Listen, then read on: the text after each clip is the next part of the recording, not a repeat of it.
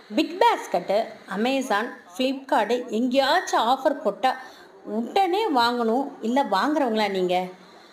கண்டிப்பாக வாங்குங்க அப்படின்னு கண்டிப்பாக நான் சொல்லவே மாட்டேன். கொஞ்சம் நான் இப்படி சொல்கிறத ட்ரை பண்ணி பார்க்குறீங்களா?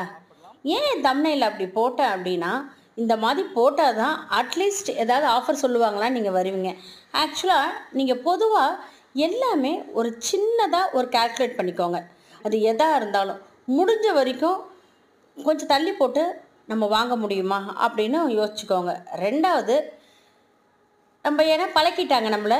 நிறைய நம்மளுக்கு ஆடு போட்டு போட்டு இன்ஸ்டா யூடியூப்பில் நம்மளை வாங்க வைக்கிற மாதிரி நிறைய பழகிட்டாங்க. நம்மளும் வேறு வழி இல்லாமல் நம்ம ஃப்ரெண்ட்ஸ் சொல்கிறாங்க, அவங்க வீட்டில் வச்சுருக்காங்க, இவங்க வீட்டில் வச்சுருக்காங்கன்னு சொல்லிட்டு நிறைய நம்மளும் வாங்கி பழகிட்டோம். சிம்பிளாக இந்த பழக்கத்துலேருந்து மாற்றணும் அப்படின்னா, எதில் போனாலும் ஆஃபர் செலக்ட் பண்ணி எல்லாமே வாங்குங்க. செக் அவுட் மட்டும் லாஸ்ட்டாக கொடுக்காதீங்க. ரொம்ப சிம்பிள் ஐடியா தான். இதை ட்ரை பண்ணி பாருங்கள். இன்றைக்கி நான் செஞ்சது அரிசி பருப்பு சாதம்.